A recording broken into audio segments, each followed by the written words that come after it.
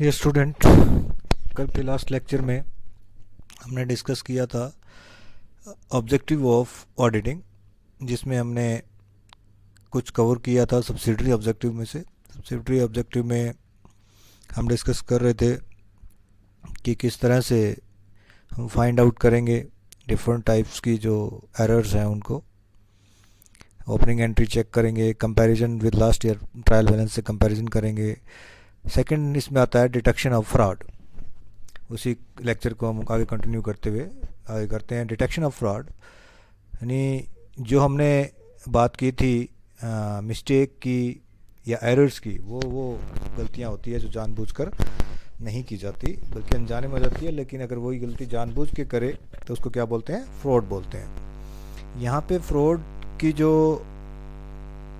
Categories हैं वो तीन कैटेगरीज होती है: मिस अप्रोप्रिएशन और embezzlement of cash, miss appropriation of goods और मिस मैनिपुलेशन ऑफ अकाउंट्स। हम सबसे पहले बात करते हैं miss appropriation of embezzlement of cash की। एम्प्लॉय के लिए जो है कैश का मिस यूज़ करना सबसे ज़्यादा आसान होता है। और एम्प्लॉय क्या करता है? कैश जो है उसका मिस यूज़ करता है, उसको डिफरेंट तरीके से मिस यूज़ करता है। वो ऑडिटर के लिए उसको पकड़ना बड़ा इंपॉर्टेंट काम होता है। कैश को एम्बेजलमेंट करने के मिस अप्रोप्रिएशन के डिफरेंट तरीके होते हैं, जैसे note recording extraordinary receipt, extraordinary receipt मिली उसको रिकॉर्ड नहीं किया। Embezzlement cash by not recording cash sales in the books of accounts, cash sales को बुक्स ऑफ अकाउंट्स में रिकॉर्ड नहीं किया। सेंट ऑन सेल और रिटर्न बेसिस को वीपी एम्बेजलमेंट कैश रिसीव्ड बता दिया। मेकिंग फिक्टिशियस एंट्रीज, कस्टमर के नाम पे फिक्टिशियस एंट्री करना, डिस्काउंट की, बैड डेट्स की, एम्बेजलमेंट कैश रिसीव्ड उनसे। Juggling of transaction, juggling of transactions का मतलब है कि एक एम्प्लॉई डेटर से पैसा मिला, उसको आपने क्या कर दिया? दूसरे डेटर्स को दे दिया।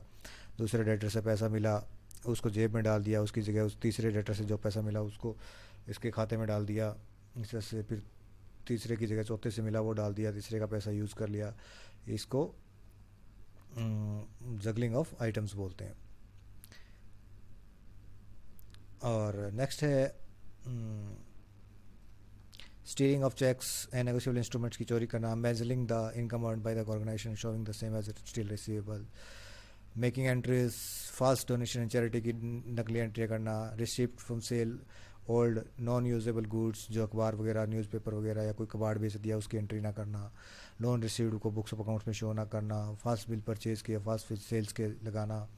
वेजेस की ज़्यादा सैलरी, ज़्यादा नकली मजदूर दिखाना। ये सारे केस हमें जमने, और इनको जो है चेक करने के लिए ऑडिटर को क्या करना होता है? हर एक कैश की रिसिप्ट एंड पेमेंट को कैश बुक से मैच करना होता है। और जहाँ भी उसको शक लगे उसको वो बड़ा नेसेसरी एक्शन लेता है, जैसे उसको चाहिए वैसे जांच करता है। मिस अप्रोप्रिएशन ऑफ और मेजरमेंट ऑफ गुड्स, जैसे कैश का मेजरमेंट होता है, मिस अप्रोप्रिएशन होता है, वैसे एम्प्लॉयज़ गुड्स का भी मेजरमेंट कर देते हैं। कैसे कैसे करते हैं? Stealing of goods from the store, store से गुड्स को चोरी कर लेना। इन कन्वीनियंस कस्टमर के साथ मिलके उसके नाम की फिक्टिशियस क्रेडिट आइडेंटिटी कर देना। परचेजिंग एम्बेजलिंग गुड्स बिफोर द गोदाम में रहने से पहले से गुड्स को घर पे यूज़ कर लेना। Using the organisation good personal purpose से यूज़ करना। Removing the certain goods account purchase return, घर लेके जाना, परचेज रिटर्न को घर लेके जाना, एंट्री ना करना। Not entering received sales return को भी एंट्री ना करना। ये तरीके हैं गुड्स अमेजमेंट। इनको भी चेक करने के लिए एम्प्लॉयज़ को क्या करना होता है? हर एक आइटम्स को, मूवमेंट को चेक करना होता है और बड़ी बारीकी से जो है इन खातों को मैच करना होता है। नेक्स्ट है मैनिपुलेशन ऑफ अकाउंट्स, जो अभी तक हमने पढ़ा मैं एरर एंड फ्रॉड्स, वो कौन करता है? फ्रॉड्स कौन करता है? वो नीचे के जो एम्प्लॉई हैं वो करते हैं। जबकि मैनिपुलेशन ऑफ अकाउंट्स कौन करता है? टॉप लेवल मैनेजमेंट करती है। Top level management manipulation of accounts क्यों करती है? जैसे उनको टैक्स कम करना है तो सेविंग इनकम टैक्स और सेल्स टैक्स बचाने के लिए। True picture of business operation computer से अपनी ऐसी पोजीशन को, फाइनेंशियल पोजीशन को छुपाने के लिए अकाउंट्स में गलती करते हैं। प्रॉफिट को बढ़ाने के लिए किसी लोन लेना है तो प्रॉफिट को बढ़ा के उन्होंने दिखाना है। Case of sale of business, ज़्यादा पैसा लेना हो सेल ऑफ बिजनेस के कर में बढ़ा चढ़ा के दिखाना। डिविडेंड रेट को मेंटेन करने के लिए, लोन लेने के लिए कैसे करते हैं? डेप्रिसिएशन नहीं दिखाना, कम दिखा देना, ज़्यादा दिखा देना। अंडर वैल्यूशन करना एसेट्स का, ओवर वैल्यूशन करना लाइबिलिटीज़ का। फिक्टिशियस एसेट्स को नोट शो करना, फिक्टिशियस एक्सपेंसेस दिखाना, फिक्टिशियस इनकम दिखाना, इंक्लूडिंग बुक्स ऑफ अकाउंट्स में इनकम को नहीं। Treating capital expenditure revenue as capital expenditure.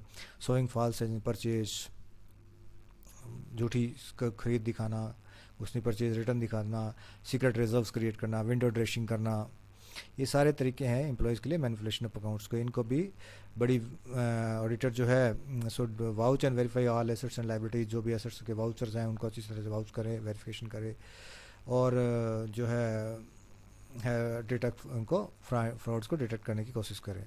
Prevention of fraud and error, ये है कि फ्रॉड एंड एरर को होने से पहले ही जो ऑडिटर है इस तरह से काम करे कि वो फ्रॉड एंड एरर होने से पहले ही उसको प्रिवेंट किया जा सके, रोका जा सके। इसके लिए ऑडिटर क्या करता है, इंटरनल चेक सिस्टम सजेस्ट करता है कि आप स्ट्रॉन्ग इंटरनल चेक सिस्टम रखिए, जिससे एक आदमी का काम ऑटोमेटिकली दूसरे आदमी से चेक हो जाता है, तो एरर एंड फ्रॉड होने से पहले ही डिटेक्ट हो जाएंगे। अदर ऑब्जेक्टिव्स में आता है मॉरल प्रेशर ऑफ एम्प्लॉइज़, कि एम्प्लॉइज़ के ऊपर मॉरल प्रेशर बना रहता है। अगर एम्प्लॉय को लगता है कि तेरे खातों की कहीं से चेकिंग होगी तो कोई भी गलती या कोई भी फ्रॉड करने की कोशिश नहीं करेगा, और करेगा तो बड़ा ही सोच समझ के करेगा, क्योंकि उसको पता है कि बाई चांस अगर वो ऑडिटर की पकड़ में आ गया तो उसके ऊपर एक्शन हो सकता है, इसलिए चोरी नहीं करेगा। सेटिस्फाइंग गवर्नमेंट ऑफिशियल्स, कुछ गवर्नमेंट ऑफिशियल जो होते हैं जैसे टैक्स ऑफिसर हैं वो अकाउंट जो ऑडिटेड हैं उसको ईजिली मान लेते हैं। कुछ दूसरे गवर्नमेंट ऑफिशियल है, आपने कहीं से परमिशन लेनी है किसी चीज़ की, एक्सटेंशन की, मर्जर की, तो वो भी गवर्नमेंट ऑफिसर से परमिशन लेनी, वो भी आपके क्या मांगते हैं, ऑडिटेड अकाउंट्स मांगते हैं। फुलफिलिंग लीगल रिक्वायरमेंट, कुछ ऑर्गेनाइजेशन जैसे कंपनी है और इंश्योरेंस कंपनीज हैं, बैंक हैं, इन सब के लिए इनके लॉ में ही लिखा हुआ है कि अगर आप ये काम करते हो तो आपको अपने खाते ऑडिट करना, तो लीगल कंप्लाइंस के लिए भी ज़रूरी होता है कहीं भी ऑडिट करवाना। नेक्स्ट क्वेश्चन आपका है difference between error and fraud. कि हमने दो टर्म पढ़ी कि एरर एंड फ्रॉड्स क्या है। ये दोनों एक जैसे ही हैं, दोनों ही गलतियाँ हैं, लेकिन सिचुएशंस पे डिपेंड करता है कि किसको हम एरर कहें और किसको हम फ्रॉड कहें। तो दोनों टर्म्स में कई बार एग्जाम में डिफरेंस पूछ लेता है, तो हम डिफरेंट अवेयरनेस क्या है, the person coming to error is not aware, क्योंकि एरर क्या होती है, वो गलती होती है जानबूझ के नहीं की जाती, अनजाने में हो जाती है, तो जो करने वाला उसको पता नहीं होता। जबकि फ्रॉड जो करेगा वो जानबूझ के की हुई गलती होती है और करने वाले को उसका पता होता है। इंटेंशन एरर जो होती है अनइंटेंशनली होती है, पर्सन कमिटिंग द एरर होती है, वो ऐसा करना नहीं चाहता, जानबूझ के नहीं करता, करना नहीं चाहता, लेकिन गलती से हो जाती है। और एरर करने वाला जो फ्रॉड करने वाला है वो जानबूझ के, उसकी इंटेंशन ही होती है धोखा देना, डिसीव करना। Reason error usually due to negligence होती है, कि फ्रॉड ऑलवेज कॉशियसली, सावधानी पूर्वक और without the exercise of proper caution नहीं किया जा सकता है, हमेशा सावधान होकर करते हैं वो। Planning, people usually reduce the amount of errors by committed by them, अगर आप प्लान करके चलोगे तो आपकी एरर कम हो जाएगी। Fraud person has is plot to commit the fraud and plus puts the same into actions, तो जो फ्रॉड करने वाला था वो हमेशा ही प्लान करके चलता है और प्लान करके ही फ्रॉड करता है। रिजल्ट का error does not contain may be beneficial और हार्मफुल, जबकि फ्रॉड जो है हमेशा हार्मफुल ही होता है, कभी बेनिफिशियल नहीं हो सकता, एक पार्टी को हमेशा हार्मफुल होगा। Crime, human beings can not commit mistakes crime नहीं होती, फ्रॉड नहीं क्राइम नहीं होती, मिस्टेक्स क्राइम नहीं है, जबकि फ्रॉड हमेशा इंटेंशनली किए हुई गलती होती है, इसलिए वो क्राइम होती है। Detections, the detection of error is comparatively easy, error की डिटेक्शन जो है in comparison to fraud easily होती है, क्योंकि फ्रॉड जो पर्सन करता है वो बड़े प्लान के तरीके से करता है, इसलिए उसको डिटेक्ट करना भी बड़ा मुश्किल होता है। नेक्स्ट कई बार एक क्वेश्चन आता है कि auditor's responsibility with regard to undetected fraud and errors. देखिए ऑडिटर ऑडिट करने के बाद ऑडिट देता है कि आपके जो खाते रिपोर्ट देता है उसमें लिखता है कि उसके ओपिनियन में जो आपके खाते हैं वो बिल्कुल सही हैं। तो इसका मतलब ये नहीं है कि ऑडिटर की ऑडिट करने के बाद भी आपके खातों में जो एरर नहीं है।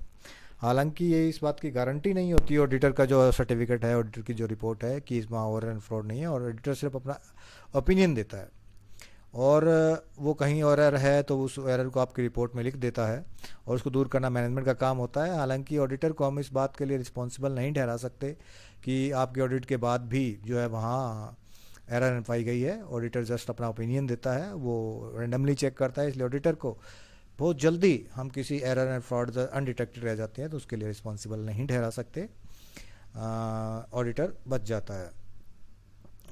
डिफरेंट केसेस होते हैं जिसमें auditor honest certify anything true in which does not consider to be true. अगर ऑडिटर जानबूझ के कोई ऐसा काम करता है जो कि उसको पता है सही नहीं है फिर भी उसको सही बताता है तो वो फंस सकता है, लेकिन अगर ऑडिटर जानबूझ के ड्यू डिलिजेंस के बावजूद भी अगर किसी चीज़ को उसको पता ना लगे कि ये सही नहीं है फिर भी उसको सही करार देता है तो ऑडिटर को हम रिस्पॉन्सिबल नहीं ठहरा सकते। नेक्स्ट क्वेश्चन आपका इसमें बनता है advantages and disadvantages of audit, कि ऑडिट करवाने के फ़ायदे क्या होते हैं, ऑडिट करवाने के नुकसान क्या होते हैं। जनरल एडवांटेजेस क्या होते हैं, knowledge of actual position of business, जब हम ऑडिट करवा लेते हैं तो खाते जो है वो true and fair view position show कर रहे हैं, यानी इस बात का सर्टिफिकेट ऑडिटर हमें देता है तो हमें एक्चुअल पोजीशन आपके बिजनेस की क्या है उसका पता लग जाता है। Detection of error and fraud auditor ध्यान से चेक करता है, इसलिए ऑडिटर जो छोटी मोटी एरर एंड फ्रॉड्स होते हैं उनको डिटेक्ट कर देता है। मॉरल प्रेशर ऑन एम्प्लॉयज़ पे मॉरल प्रेशर रहता है, वो गलतियां नहीं करते, वो डरते हैं गलती करने से कि अगर उन्होंने गलती की और गलती ऑडिटर की पकड़ में आ गई तो उन पर एक्शन हो सकता है। Alertness of employ and management, और अगर ऑडिट का डर होता है तो एम्प्लॉय और मैनेजमेंट हमेशा अलर्ट रहते हैं, उनको पता है कि तुम्हारी गलती कहीं पे भी पकड़ी जा सकती है। Proper valuation of business, audit होने के बाद खातों में जो भी इम्प्रॉपर वैल्यूएशन होता है उनको ऑडिटर ठीक करवा देता है। तो प्रॉपर वैल्यूएशन हो सकता है, गुडविल का वैल्यूएशन करना है या बेचने के लिए आपको सेल परचेज कंसिडरेशन वैल्यूएशन करना है तो प्रॉपर वैल्यूएशन हो जाता है। इंक्रीज इन गुडविल, जो फर्म अपना ऑडिट करवाती है ऑडिट रिपोर्ट को पब्लिश करती है, उसकी पब्लिक की नज़रों में इमेज बढ़ जाती है, यानी उसकी गुडविल इंक्रीज होती है। हेल्पफुल इन रिसीविंग कंपनसेशन आपको कहीं से लेना है, जैसे फायर का, थेफ्ट का, आपने इंश्योरेंस करवाया हुआ है उसका, अगर एक्सीडेंट हो गया है तो उसके बाद जो फायर इंश्योरेंस कंपनी है वो आपके खाते मांगते हैं कि आपका नुकसान कितना हुआ, और वो खाते अगर ऑडिटेड हो तो वो जल्दी एक्सेप्ट हो जाते हैं। हेल्प असेसमेंट टैक्स ऑफिसर भी क्या करता है, जब भी आपकी टैक्स लाइबिलिटी फिक्स करता है तो आपके खाते चेक करता है, और खाते अगर ऑडिटेड हो तो उनको जल्दी मान लेता है।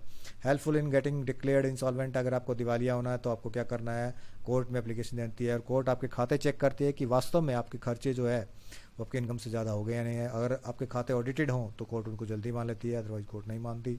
Helpful in formatting dividend and bonus plans, अगर आपने डिविडेंड एंड बोनस प्लान करने हैं, प्रॉफिट एंड लॉस अकाउंट जो ऑडिटेड है वो आपके true profit and loss account show करेगा, प्रॉफिट एंड लॉस की बैलेंस स्टेटमेंट शो करेगा, तो उससे आप अपनी जो डिविडेंड है, बोनस प्लान है, उसको अच्छे से प्लान कर सकते हो। Availability of valuable suggestions, auditor कई बार क्या करता है, आपकी बुक कीपिंग और अकाउंटेंसी जो है उसमें कहीं फ्रॉड एंड एरर हो रहे होते हैं, बार बार उसको पता होता है किस तरीके से फ्रॉड एंड एरर किया जाता है, तो वो मालिक को सजेस्ट भी करता है कि आप किस तरह से अपने अकाउंटिंग सिस्टम को मैनेज करें कि ये फ्रॉड एंड एरर को प्रिवेंट किया जा सके, रोका जा सके।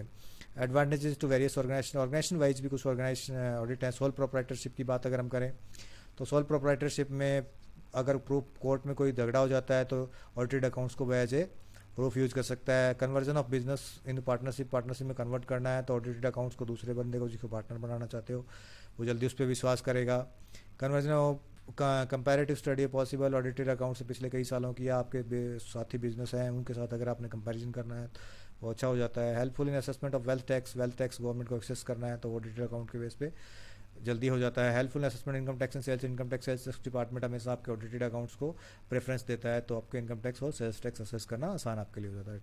पार्टनरशिप फर्म को क्या होता है, म्यूचुअल कॉन्फिडेंस अमंग पार्टीज, जो पार्टी पार्टनरशिप डिफरेंट पार्टनर्स है उनमें अगर खाते ऑडिटेड होंगे तो क्योंकि पार्टनर सभी बिजनेस में पार्टिसिपेट नहीं करते, उनके ब्याह पे कोई एक पर्टिकुलर पार्टनर पार्टिसिपेट करता है, बाकी स्लीपिंग पार्टनर्स होते हैं, तो स्लीपिंग पार्टनर्स को अगर ऑडिटेड अकाउंट आप दिखाओगे तो उनको वर्किंग पार्टनर्स पे जल्दी विश्वास हो जाता है, कॉन्फिडेंस बना रहता है कि वो गलतियाँ नहीं कर रहे, चोरी नहीं कर रहे। Helpful valuation of business and goodwill, business का वैल्यूएशन करना हो बेचने के लिए, सेल करने के लिए, या गुडविल का वैल्यूएशन करना हो तो ऑडिटेड अकाउंट की वजह से जो अगर हम करते हैं तो वो ज़्यादा ट्रूथफुल माना जाता है, फेथफुल माना जाता है। पीसफुल सेटलमेंट ऑफ अकाउंट्स, अगर फर्म डिजोल्यूशन है, फर्म को बंद करना है और खाते को ऑडिटेड है तो लाइबिलिटी और एसेट्स जो है आपके डिसाइड करने में झगड़ा नहीं होता, पार्टनर्स में जल्दी पीसफुली उसका निपटारा हो जाता है।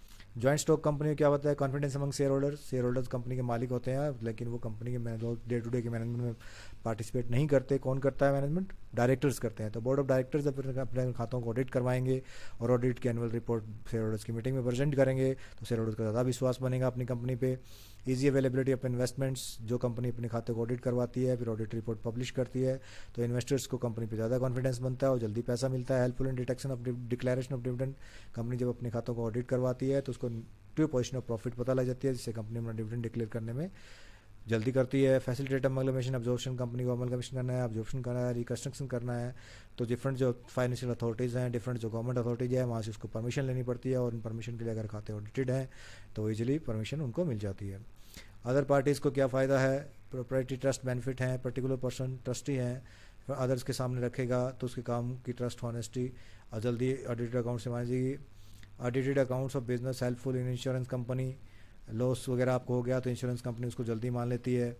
बैंक और दूसरी मनी कंपनी से अगर आपको ऑडिट लोन लेना है तो आपके ऑडिटेड अकाउंट्स को ज़्यादा प्रेफरेंस देते हैं। दूसरे एक्सटर्नल ऑर्गेनाइजेशन है, एक्सटर्नल पार्टीज़ हैं सभी, चाहे वो आपका क्रेडिटर हो चाहे वो आपका डेटर हो, वो सभी आपके ऑडिटेड अकाउंट्स पे ज़्यादा विश्वास करते हैं। गवर्नमेंट एम्प्लॉयज़ क्लब होते हैं, जब से सेल टैक्स अथॉरिटी है, इनकम टैक्स अथॉरिटी है, वेल्थ टैक्स अथॉरिटी है, वो ऑडिटेड अकाउंट्स को जल्दी मानती है। कोर्ट भी ऑडिटेड अकाउंट्स में विश्वास करती है और उनको जल्दी मानती है। नेक्स्ट होता है कि डिसएडवांटेज या लिमिटेशन ऑफ ऑडिट क्या है, कि ऑडिट की कमियां हैं। ऑडिट में हालांकि बहुत सारे फ़ायदे अभी हमने पढ़े हैं, लेकिन फिर भी ऑडिट की कुछ कमियां भी हैं। कुछ लोग ऑडिट में कमियां बताते हैं, वो कमियां क्या हैं। सबसे पहली कमी है, auditing is not a conclusive proof of honesty of employees. Auditing अगर हो रहा है तो इसका मतलब ये नहीं है कि आपके जो खाते हैं वो बिल्कुल सही हैं, उनमें कोई गलतियाँ नहीं हैं और आपके सारे एम्प्लॉय जो है हॉनेस्ट हैं। हालांकि ये चांसेस रहते हैं कि ऑडिट होने के बाद भी आपके जो है ऑडिट के अकाउंट्स में गलतियां पाई जा सकती है। कुछ चालाक एम्प्लॉयज़ होते हैं, वो इस तरह से करते हैं कि ऑडिटर भी उनको नहीं पकड़ पाता। Audit does not guarantee the 100% accuracy. Same चीज़ यहाँ है कि ऑडिटर जो है वो 100% एक्यूरेसी की गारंटी नहीं देता। ऑडिटर ये कहता है कि मैंने जितनी ओपिनियन है मेरा, जितनी जिस तरह से मैंने चेक किया उसके हिसाब से मुझे कोई फ्रॉड नहीं पिया, तो उसके ओपिनियन में सही होता है। हालांकि उसके बावजूद भी इस बात की गारंटी नहीं है कि कोई भी एरर एंड फ्रॉड आपको नहीं मिलेंगे, मिल सकते हैं। Minor things are not paid attentions. Auditor छोटी छोटी चीज़ों पर ध्यान नहीं देता, वो बड़े जो चीज़ गलतियाँ होती हैं उन पर ध्यान देता है, छोटी मोटी चीज़ को वो इग्नोर कर देता है। तो कुछ इरेगुलरिटी जो है लोअर लेवल्स की होती है वो ऑडिट की पकड़ में नहीं आती। सर्टेन फ्रॉड्स में रिमेन अनडिटेक्टेड। ऑडिट होने के बाद भी ऑडिटर की इंटरनेशनल प्री प्लान तरीके से जो फ्रॉड टॉप मैनेजर्स करती है या अदर रिस्पॉन्सिबल एम्प्लॉयज़ करते हैं वो अनडिटेक्टेड रह जाते हैं। Auditor does not understand the nature of full business all transaction. Auditor को कई बार क्या होता है कि बिजनेस की सभी ट्रांजेक्शन का नेचर भी पता नहीं होता, क्योंकि वो एक पर्टिकुलर फील्ड का एक्सपर्ट होता है, उसको उसी फील्ड में तो ज़्यादा नॉलेज होती है, लेकिन कई बार कुछ अलग फील्ड की ट्रांजेक्शन होती है, उनमें हो सकता है उससे कुछ गलती हो जाए। एक्सप्रेस ओपिनियन देता है ऑडिटर अपना, मैं बार बार आपको कह रहा हूँ ओपिनियन देता है, वो किसी बात की गारंटी नहीं देता। वो अपना ओपिनियन देता है कि मेरे ओपिनियन से आपके खाते सही ट्रू एंड फेयर पोजीशन से वो कर रहे हैं, हालांकि वो गारंटी नहीं देता। उसके बाद भी कहीं ह्यूमन बींग है और उससे भी गलती हो जाए, वो भी एक इंसान है और उससे भी गलती हो सकती है। और गलती होने के बाद जो है एरर रह सकती है। Auditor does not enjoy practical freedom. Practically में अगर एक्चुअली में हम देखें कि तो थ्योरेटिकली तो हम कहते हैं कि ऑडिटर एक इंडिपेंडेंट पर्सन होता है, लेकिन प्रैक्टिकली ऑडिटर एक इंडिपेंडेंट पर्सन नहीं होता, उसको कोई प्रैक्टिकल फ्रीडम नहीं होती। वो मैनेजमेंट के इशारे पे काम करता है, जैसे मैनेजमेंट चाहती है ऑडिटर को वैसे ही काम करना पड़ता है। इसलिए प्रैक्टिकली हम नहीं कह सकते कि ऑडिटर के पास कोई ऐसी फ्रीडम होती है। Thank you very much. ये इंपॉर्टेंट चैप्टर था आपका, पूरा चैप्टर 2 लेक्चर में कंप्लीट हो गया। किसी भी बच्चे को कोई प्रॉब्लम हो, कहीं कोई पॉइंट समझ में ना आया हो, तो ग्रुप पे डाल के मेरे से अपनी प्रॉब्लम